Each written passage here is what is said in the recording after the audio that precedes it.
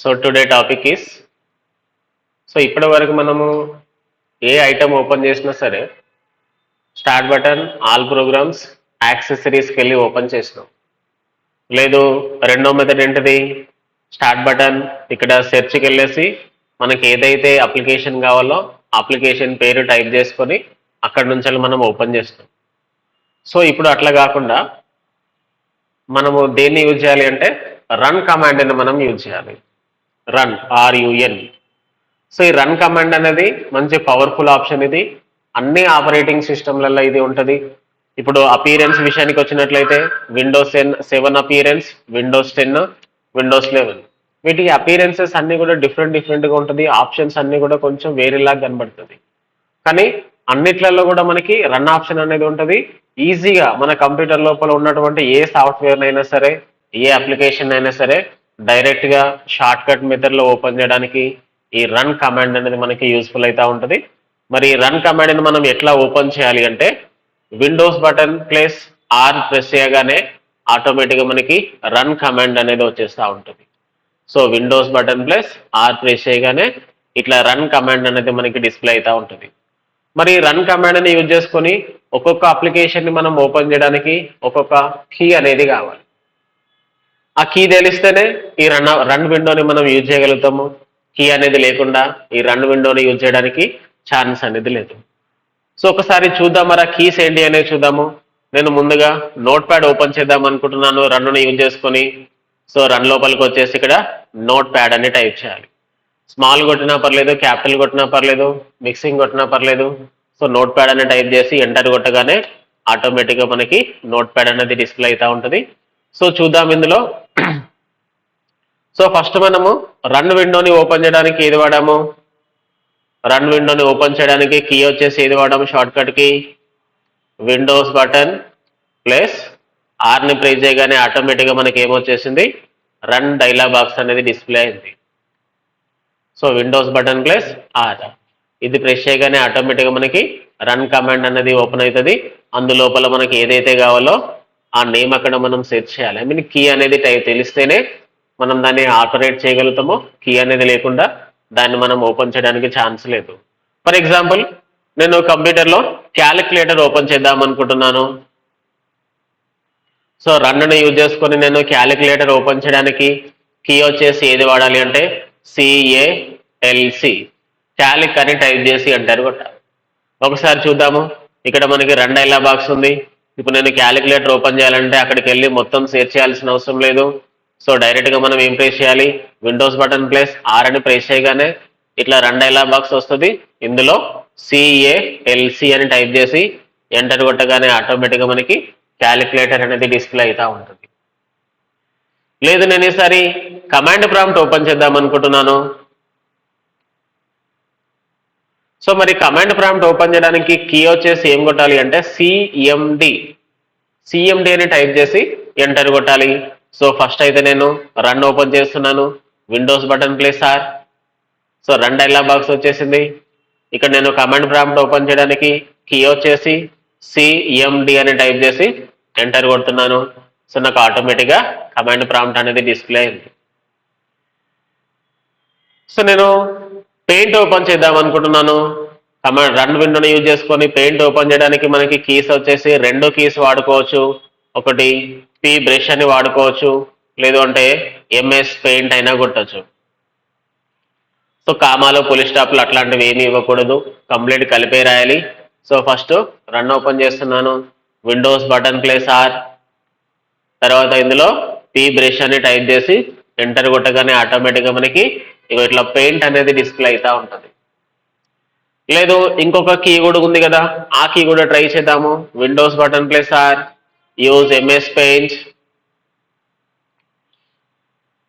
So ఆటోమేటిక్గా open అయింది. లేదు నేను నోట్ ప్యాడ్ ఓపెన్ చేద్దాం అనుకుంటున్నాను.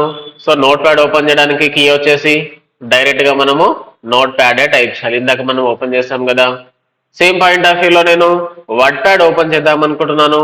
మరి వర్డ్ ప్యాడ్ ఓపెన్ చేయడానికి కీ వచ్చేసి ఏది వాడాలి అంటే వర్డ్ ప్యాడ్ అనే వాడాలి. లేదు నేను ఈసారి MS వర్డ్ ఓపెన్ చేద్దాం అనుకుంటున్నాను.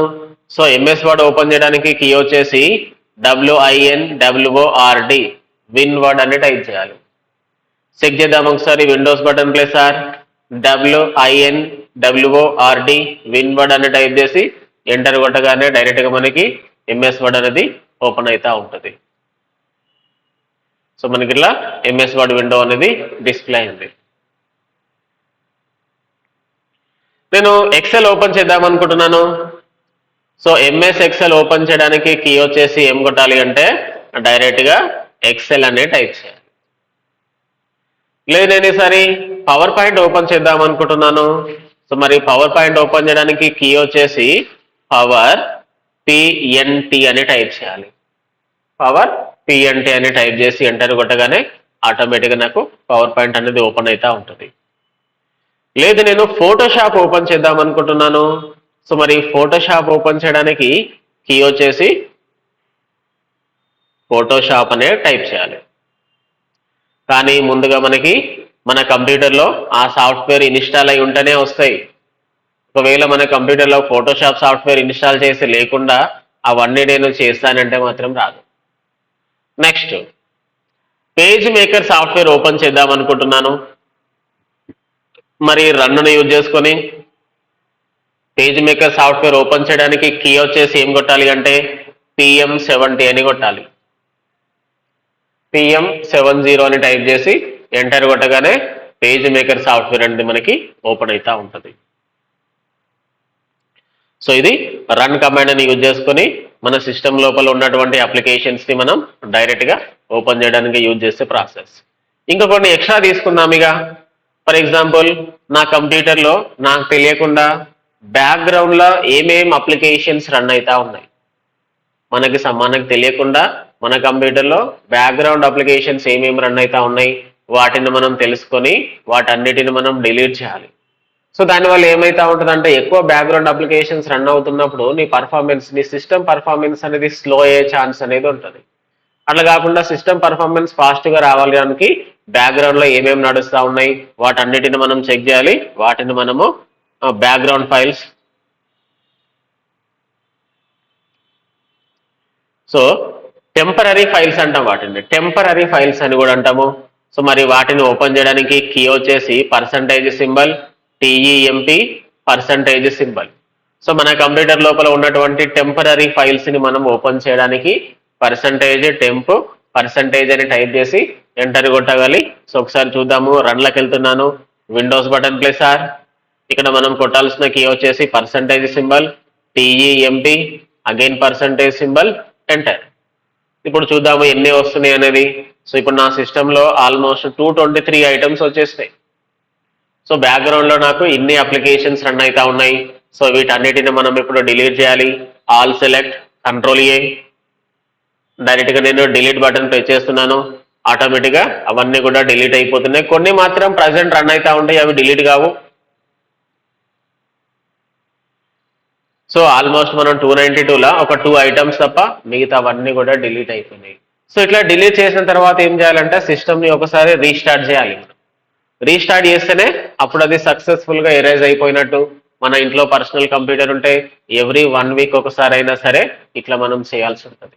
దీనివల్ల పర్ఫార్మెన్స్ అనేది ఫాస్ట్ అవుతూ ఉంటుంది.